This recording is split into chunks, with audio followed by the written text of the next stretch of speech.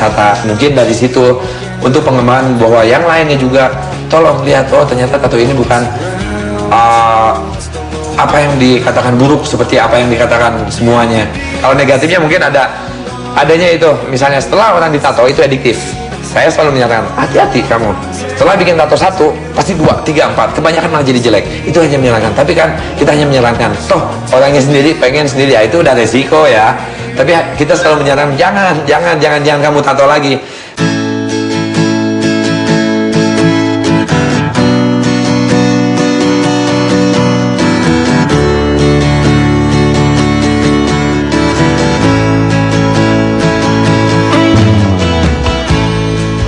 Ketemu sama Ken, dikenalin sama sepupunya Ken, kebetulan teman aku juga.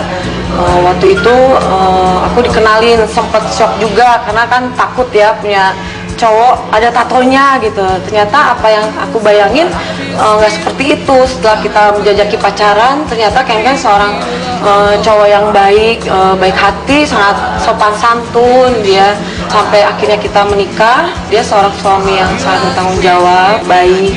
Dia bisa ngomong buat istri dan keluarga, buat anak-anak kita. Saya sangat bangga mempunyai suami yang luarnya bertato, tapi sebenarnya apa yang orang pikirkan negatifnya itu ternyata nggak benar selama ini gitu. Jadi patut untuk dicontoh seorang Ken.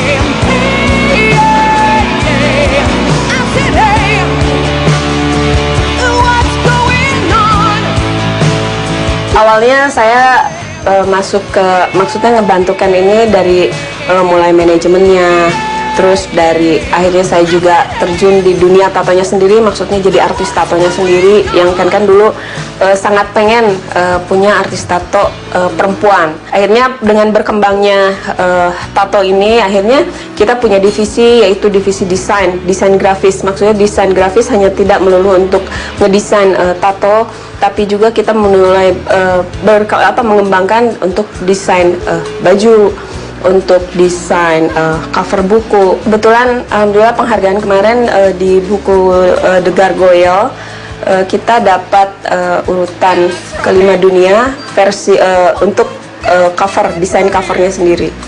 Itu kita dapat penghargaan 5 besar dunia, alhamdulillah. Keterlibatan Ken sendiri itu kita jadi konsultasi untuk masalah gambar itu udah jelas, karena Ken orang desain, Aib juga orang desain, jadi dia berkolaborasi untuk satu desain. Kalau misalnya Ken punya desain ini, dia ngobrol dengan Aib, oh begini, akhirnya kolaborasi mereka berdua gitu. Hero to hero. Oh ini juga sama. Oh benar ya. Nih, ini kayaknya stipisannya perjalanannya dari ini from zero to hero, benar. Bikers Brotherhood. Ken kecil, aduh bener-bener luar biasa deh.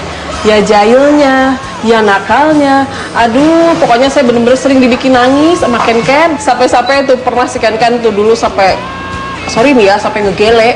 Wah, saya yang tahu tuh dilihat di ruangan dapur. Waduh, saya punya senjata buat dibilangin sama mama papa. Akhirnya saya ceritain, tapi akhirnya ya setelah besar, yang akhirnya malah jadinya saya kompak ya lama-lama sama Ken gitu kan. Punya kekal seorang Ken yang orang banyak tahu, terus yang bisa jadi panutan saya juga, dan dia juga sayang sama keluarga.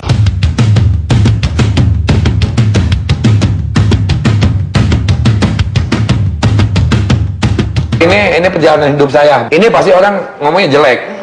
Beda dengan fashion. Filsafat ini, saya perjalanan dari sini. Pertama suka motor, Harley-nya dulu, bermain di motor, terus ke sini masuk dengan perjalanan di sini yang saya ambil di sini, perjalanan kusut saya. Yang akhirnya bisa menemukan ternyata kuncinya di sini. Nggak jauh-jauh. Dan saya berpikir, setelah saya berkelana dulu mencari identitas ke orang-orang yang ke jalanan kemana, nggak jauh ternyata hanya orang tua. Saya menyadari sini setelah papa mama almarhum. Di sini saya tidak menyadari bahwa orang tua saya anggap dulu benci sama saya, tapi ternyata dukungan orang tua saya di sini, mama saya Bapak saya yang dulu saya anggap semua jahat dan saya bukan anaknya, ternyata orang tua saya membiarkan saya untuk bisa jadi laki-laki yang mandiri di sini. Saya baru bisa menyadari setelah kedua orang tua saya meninggal di sini. Ternyata saya balik lagi, oh ternyata orang tua saya yang mendukung saya seperti ini.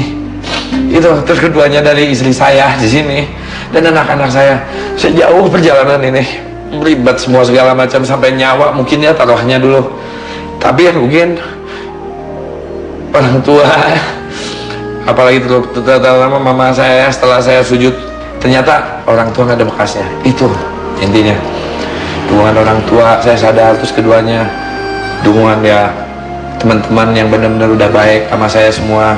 Sekarang kan orang tua saya nggak ada, dukungan spirit yang paling top banget ini ya adalah istri saya dan anak saya 4. Dan di situ saya berpikir, kalau saya tidak memikirkan anak saya yang perempuan ini dan saya tidak bisa mengembangkan studio yang seperti ini, nanti mentalitas anak saya seperti apa? Dan saya terus meneropong anak saya sini. Pilih mana sok tepat? Saya kan gemes. Gitu. Akhirnya alhamdulillah ya teman-teman yang saya pernah jalanin udah pada berkembang, sukses, bisa hidup sendiri dan alhamdulillah juga bisa memberikan ya ke orang tuanya ataupun ke adiknya yang benar-benar membutuhkan. Dan yang intinya lagi, teman-teman saya yang pernah di tempat saya, dia bisa memberikan ilmu yang saya berikan. Jadi ini mengakar terus, alhamdulillah.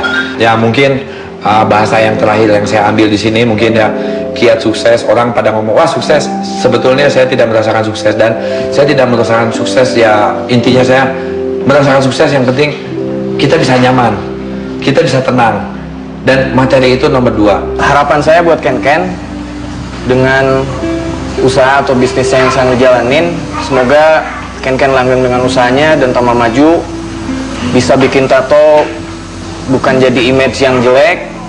Tato bisa merupakan suatu seni yang bisa dibanggakan.